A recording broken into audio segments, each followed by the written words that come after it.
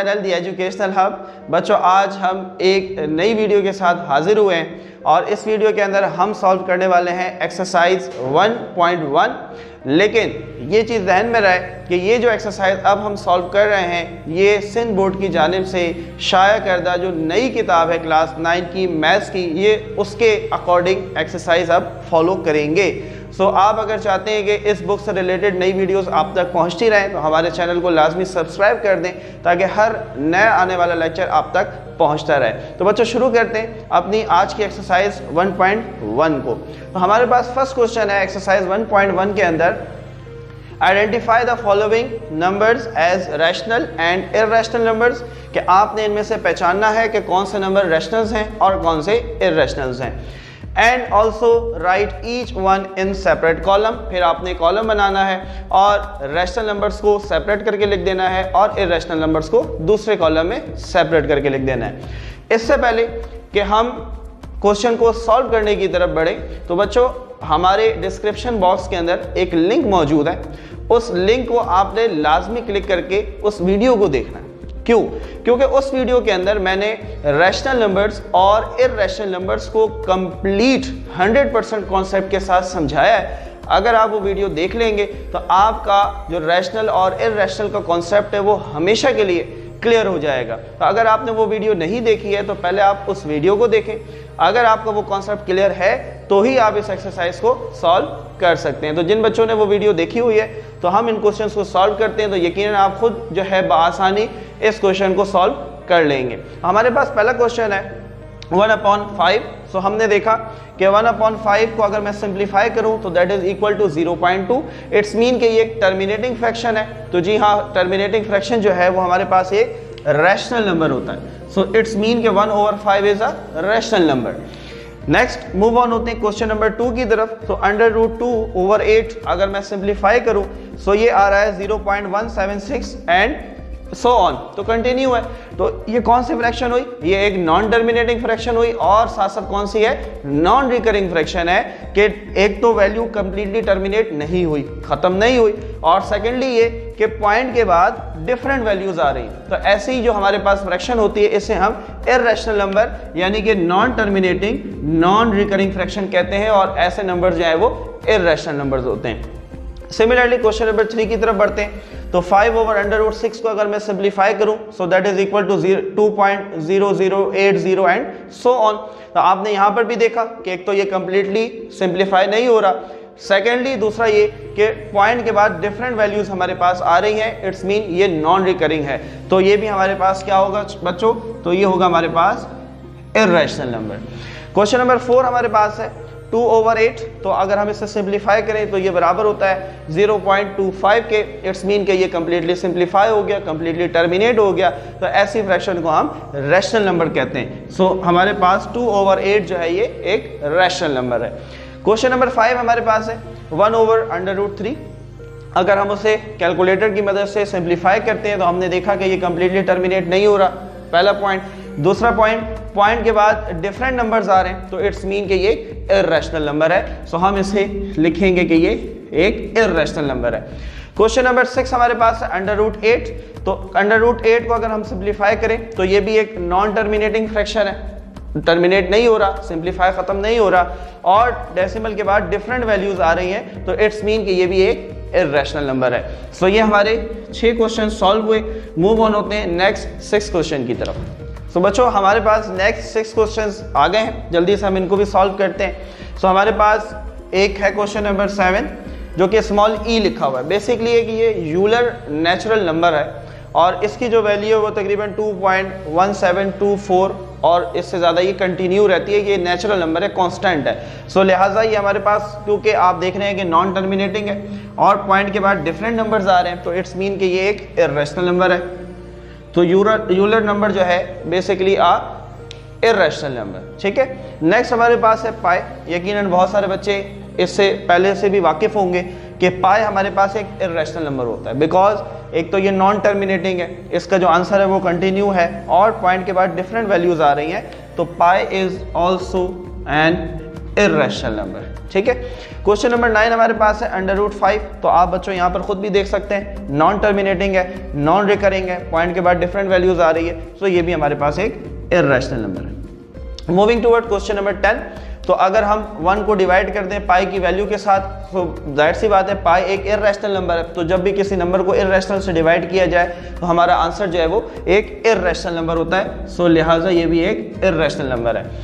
Question number 11 की तरफ आते हैं, 22/3। तो स्टूडेंट्स जरा आपने उसको गौर से देखना है कि देखें, एक तो ये नॉन टर्मिनेटिंग तो है कि ये आंसर कंटिन्यू चलता जा रहा है, लेकिन आप देखें तो पॉइंट के बाद एक ही वैल्यू रिपीट हो रही है। तो हमने लास्ट वीडियो के अंदर ये डिस्कस किया था कि अगर डेसिमल के बाद एक ही वैल्यू रिपीट हो तो वो हमारे पास रैशनल नंबर होता है। जी हाँ बच्चों, ये होता है रैशनल नंबर। तो आपने अगर पिछली वीडियो नहीं देखी तो उसको लाजमी देखें, पहले कॉन्सेप्ट को क्लियर करें और फिर इस एक्सरसाइज की तरफ आएँ।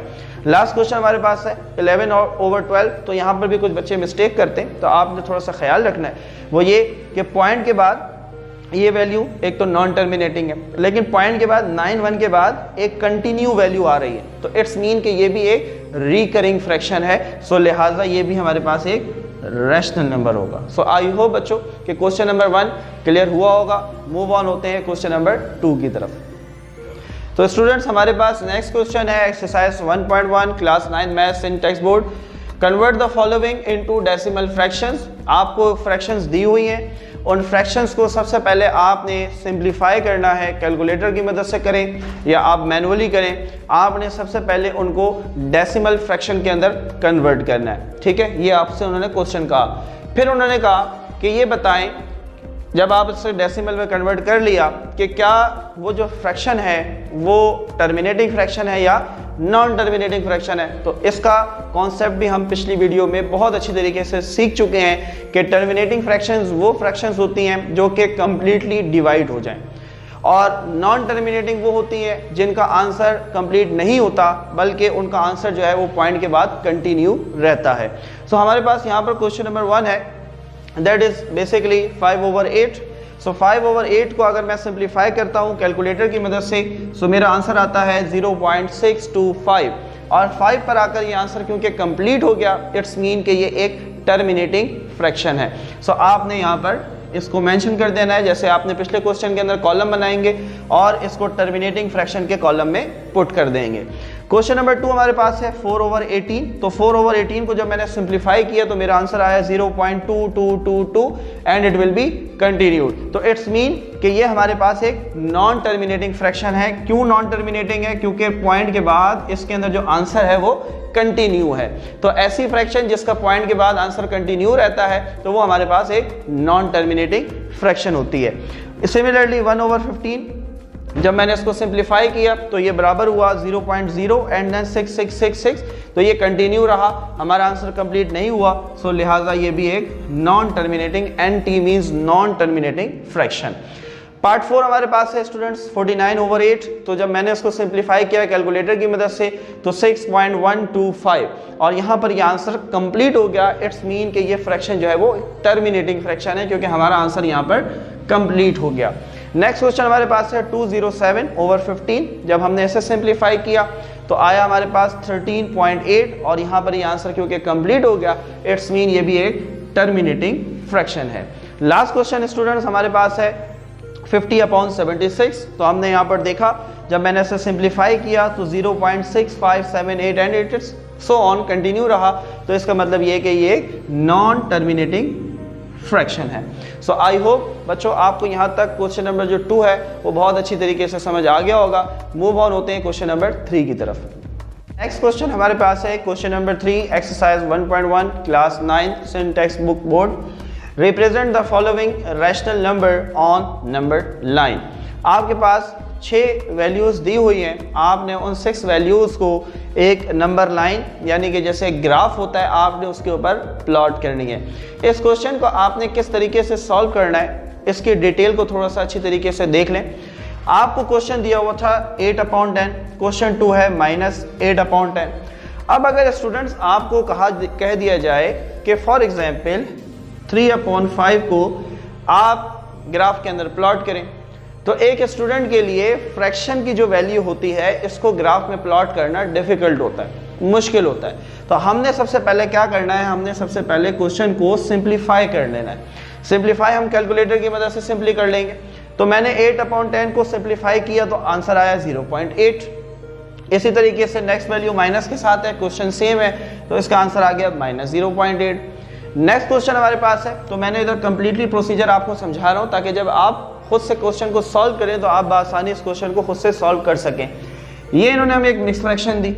अब अगर आपसे कहा जाए कि एक मिक्स फ्रैक्शन को आप ग्राफ में प्लॉट करें तो बच्चों ये यकीनन आपके लिए बहुत मुश्किल हो जाएगा। तो हम इस जो हमारे पास फ्रैक्शन दी होती है हम इसको सिंप्लीफाई करते हैं। तो हमने इसको सिंप्लीफाई किया, 4 1 4 प्लस 1 इज 5, सो 5/4। तो जब 5/4 को मैंने सिंप्लीफाई किया तो दैट इज इक्वल टू 1.25। यही वैल्यू माइनस के साथ थी तो -1.25। क्वेश्चन नंबर 5 हमारे पास था 2/3, इसको सिंप्लीफाई किया तो 0.6 और यही वैल्यू माइनस के साथ थी तो -0.6। यहां तक बच्चों बात समझ में आ गई कि आपने इसको पहले सिंप्लीफाई करना है। देन आपने स्केल की मदद से एक सीधी लाइन ड्रॉ करनी है। अब ग्राफ के बहुत सारे तरीके होते हैं कि आप पर डिपेंड करता है कि आप ग्राफ किस तरीके से बना रहे हैं। स्केल हम अपनी मर्जी से सेट करते हैं। फॉर एग्जांपल आपने एक स्ट्रेट लाइन ड्रॉ की, दरमियान का जो मिड पॉइंट था इसको आपने 0 कहा। नाउ अब आप क्या करें कि स्केल से 2 सेंटीमीटर के डिफरेंस पे ये जो मार्क मैंने लगाए हैं आप भी लगा लें। आप स्केल में 2-2 सेंटीमीटर रखें, 2 सेंटीमीटर पे 0.2, अगेन 2 सेंटीमीटर, यानी कि यहाँ से काउंट करें तो 4 सेंटीमीटर, उस पे 0.4, 6 सेंटीमीटर पे 0.6, 8 सेंटीमीटर पे 0.8। तो आप इस तरीके से, लेकिन ये चीज़ आपने जहन में रखनी है कि इनका जो डिस्टेंस है वो इक्वल होना चाहिए। ऐसा ना हो कि यहाँ से जो डिस्टेंस है वो 2 सेंटीमीटर है, यहाँ से 3, यहाँ 4, तो आपकी जो वैल्यूज़ हैं वो गलत हो जाएंगी। तो आपने इस चीज़ का ख्याल रखना है। तो मैंने वैल्यूज़ 1.4 तक मार्क कर ली क्योंकि मेरी जो मैक्सिमम वैल्यू है वो 1.2 तक जा रही है, तो मेरे पास 1.4 इनफ है।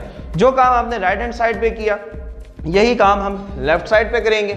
राइट साइड पे हमारे पास प्लस पॉजिटिव वैल्यूज होती हैं और लेफ्ट साइड पे हमारे पास माइनस की वैल्यूज होती है। जो काम आपने वहां किया यही सिमिलरली काम आपने लेफ्ट हैंड साइड पे करना है। अब बच्चों हमने वैल्यूज को कैसे पुट करना है तो उसकी तरफ मूव ऑन होते हैं। सो हमारे जो पहली वैल्यू है इसका आंसर है 0.8, तो प्लस 0.8, तो प्लस का 0.8 मेरे पास यहाँ पर मौजूद है, दैट इज 0.8। तो आपने इस नंबर लाइन के ऊपर एक डॉट ड्रॉ किया इस तरीके से। अब यहाँ पर मैं 0.8 मेंशन नहीं करूंगा बच्चों, मेरे पास जो क्वेश्चन था वो था 8/10, तो मैंने इस पॉइंट के ऊपर लिखना है 8/10 क्योंकि मेरा जो क्वेश्चन था वो ये था। अब अगर आप देखें तो 8/10 अगर आपसे कहा जाता प्लॉट करने के लिए तो यकीनन ये आपके लिए बहुत मुश्किल हो जाता, तो लिहाजा हम पहले इसको सिंप्लीफाई किया तो और फिर उसके बाद हमने इसकी वैल्यू को पुट किया। नेक्स्ट हमारे पास है -0.8, तो -0.8 यहाँ पर है, इसके ऊपर आपने डॉट बनाकर उसको सर्किल किया और वैल्यू है -8/10, तो हमने लिख दिया -8/10। नेक्स्ट वैल्यू हमारे पास है 1.25। तो अब आपने थोड़ा सा स्टूडेंट इस चीज को समझना है, यह है 1.2 और यह है 1.4। 1.25 का मतलब ये कि 1.2 से थोड़ा सा बड़ा, तो 1.2 ये रहा, तो इससे थोड़ा सा आगे हमने यहाँ डॉट लगाया तो ये मेरे पास हो गई 1.25 और क्वेश्चन क्या था 1/4। सो मैंने बेसिक जो रियल क्वेश्चन था वो हमने यहाँ पर प्लॉट किया। यही काम हम यहाँ पर लेफ्ट साइड पे करेंगे। -1.2, तो इससे थोड़ा सा आगे यहाँ पर हमने कंसीडर कर लिया 1.25 को और जो क्वेश्चन था -1/4। सो ये हमने इसकी वैल्यू को पुट कर दिया। नेक्स्ट क्वेश्चन हमारे पास है 0.6, तो ये रहा 0.6, यहाँ पर हमने वैल्यू पुट की। क्वेश्चन था 2/3, तो हमने यहाँ पुट किया 2/3, माइनस का 0.6 यहाँ पर मौजूद है, इसको हमने इंसर्कल किया और हमारे पास जो वैल्यू थी -2/3।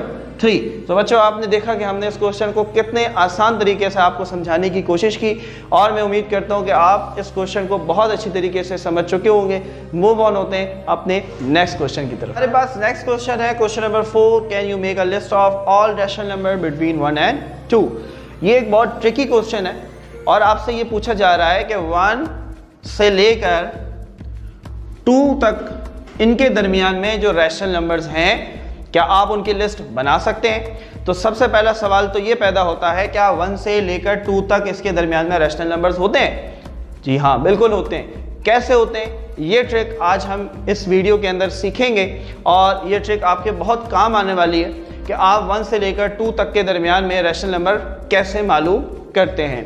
सो हमसे उन्होंने ये पूछा है कि आप लिस्ट बना सकते हैं, तो हम इनका जवाब देंगे yes we can make the list of rational number between 1 and 2। अब इसको प्रूफ कैसे करेंगे तो इसको हम देख लेते हैं। इसकी बहुत आसान सी ट्रिक है। सबसे पहले उसने कहा कि 1 और 2 के दरमियान, सो आपने लिखा 1, आपने लिखा 2। हम जानते हैं कि अगर डिनोमिनेटर में कुछ नहीं होता तो 1 होता है, सो वी विल प्लेस 1। अब हम अपनी आसानी के लिए कंसीडर कर लेते हैं कि हमें 1 से लेकर 2 तक 9 रैशनल नंबर्स तलाश करने। आप 10 भी कर सकते हैं, आप 15 भी कर सकते हैं, आप 3 भी तलाश कर सकते हैं, डिपेंड अपॉन यू कि आपसे कितने मांगे गए। सिर्फ ये ट्रिक आपको सिखाने के लिए तो मैंने एग्जांपल ले ली कि हम 1 से लेकर 2 तक के दरमियान में 9 रैशनल नंबर्स तलाश कैसे करेंगे। तो आपने क्या करना है, सिंपली 1 और 2 इनके दरमियान में फाइंड करने थे। डिनोमिनेटर आपने लगाया 1। अब आप तलाश कर रहे हैं 9 रैशनल नंबर्स, तो 9 में आपने 1 प्लस कर देना है, दैट इज इक्वल टू 10।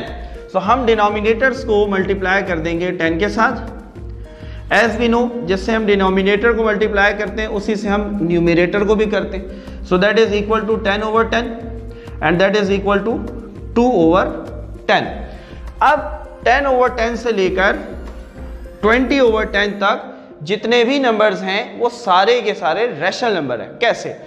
अब अगर 10/10 के बाद देखा जाए तो हमारे पास क्या आएगा, 11/10, 12/10, 13/10, 14/10,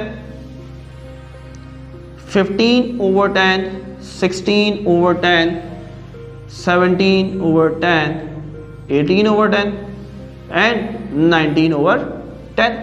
अब आप लोग सोच रहे होंगे कि सर आप तो ये बता रहे थे कि 1 से 2 के दरमियान में रैशनल नंबर्स लिखने, ये तो फ्रैक्शन है, इसको हम डेसिमल में कन्वर्ट कर लेते हैं। सिंपली 11/10 जो है ये बराबर होता है 1.1 के। अब आपने 1 से 2 तक लिखने थे, सो 1 के बाद हमने लिखा 1.1। 12 मीन्स 1 0 है तो डेसिमल दरमियान में आ जाएगा, सो 1.2, 1.3, 1.4, 1.5, 1.6, 1.7, 1.8, 1.9 एंड 2। सो आपने देखा बच्चों कि 1 से 2 तक के दरमियान हमने रैशनल नंबर्स की लिस्ट बना ली। तो हम एक इस छोटी सी ट्रिक के जरिए किसी भी 2 नंबर्स के दरमियान बहुत आसानी से रैशनल नंबर्स को तलाश कर सकते हैं। आई होप कि आपको ये ट्रिक अच्छी लगी होगी और आपने इससे काफ़ी सारी चीज़ें सीखी होंगी। मूव ऑन होते हैं क्वेश्चन नंबर 5 की तरफ।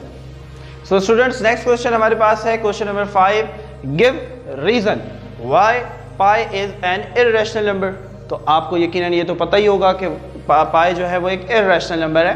तो यहाँ पर आपसे एक रीज़न पूछा गया है, एक साइंटिफिक रीज़न पूछा गया है कि ये बताएं कि आप पाई को इर्रेशनल नंबर क्यों कहते हैं। तो हमारे पास हम जानते हैं कि पाई बराबर होता है 22/7 यानी कि 3.142 एंड सो ऑन। सो ये क्योंकि अब हम इसको किस तरीके से आंसर की फॉर्म में लिखेंगे, तो हम यहाँ पर लिखेंगे इसका आंसर एज वी नो, जैसा कि हम जानते हैं पाई is a non-terminating and non-recurring fraction, so pi is an irrational number। सो ये आपने इस रीज़न को पेश किया कि पाई एक नॉन टर्मिनेटिंग वैल्यू है। जैसा कि हम जानते हैं पॉइंट के बाद ये टर्मिनेट नहीं हुआ बल्कि ये कंटिन्यू रहा, तो that is why it's non terminating. And number 2 जो मोस्ट इंपॉर्टेंट पॉइंट है वो ये है कि नॉन रिकरिंग फ्रैक्शन के पॉइंट के बाद आपने देखा कि डिफरेंट वैल्यूज़ आ रही हैं, सो लिहाजा इस वजह से हम कहते हैं कि पाई एक इररेशनल नंबर है। मूव ऑन होते हैं नेक्स्ट क्वेश्चन की तरफ। क्वेश्चन की तरफ मूव ऑन होते हैं जल्दी से और अपने इस एक्सरसाइज को वाइंड अप करते हैं। सो पहला आपसे पूछा जा रहा है कि टेक द करेक्ट स्टेटमेंट, जो स्टेटमेंट्स ठीक हैं उनके सामने आपने टेक पुट करना है। सो हमारे पास नंबर 1 है 5/7 is an example of irrational number, के 5/7 जो है वो एक इर्रेशनल नंबर है।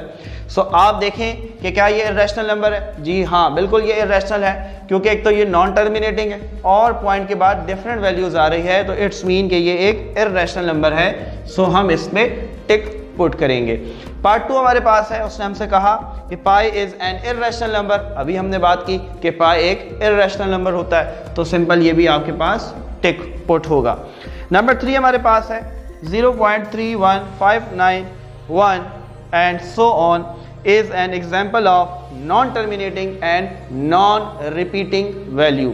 तो आप देखें, एक तो ये non-terminating है और non-recurring है, क्योंकि पॉइंट के बाद डिफरेंट वैल्यूज आ रही है, तो इट्स मीन ये स्टेटमेंट भी ठीक है।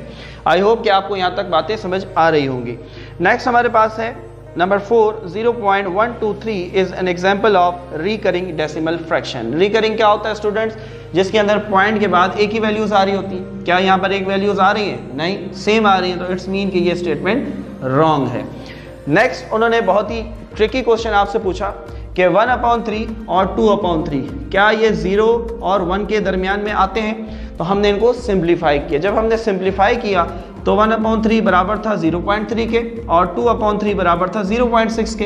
तो 0.3 0 से 1 के दरमियान में आएगा और 0.6 ये भी 0 और 1 के दरमियान में आएगा। सो लिहाजा दैट स्टेटमेंट इज ट्रू। तो आपने यहाँ पर टिक पुट किया। लास्ट स्टेटमेंट आपसे पास है जो हमने क्वेश्चन नंबर 1 में सॉल्व किया कि 1/√3 जो है ये हमारे पास एक इर्रेशनल नंबर है, रैशनल नंबर नहीं है। सो लिहाजा हम यहाँ पर भी क्रॉस पुट करेंगे। So statement number 4 and 6 are false and बाकी जितनी भी रिमेनिंग स्टेटमेंट्स हैं those are true statements. So बच्चों, कैसे लगी आज आपको ये वीडियो? आई होप कि आपके लिए बहुत हेल्पफुल रही होगी। अगर आपको इससे फ़ायदा हुआ, इसे लाजमी दूसरों बच्चों तक पहुंचाएं। जो बच्चे ट्यूशन अफोर्ड नहीं करते, ये वीडियो उन तक लाजमी पहुंचाएं ताकि वो भी इस वीडियो से फ़ायदा उठा सकें। नेक्स्ट वीडियो के अंदर हम कुछ प्रॉपर्टीज़ को डिस्कस करेंगे और उसी वीडियो के ऊपर डिपेंड करेगी एक्सरसाइज 1.2। तो मिलते हैं आपसे अगली वीडियो के अंदर। जब तक के लिए अपना ख्याल रखें। अल्लाह हाफिज़।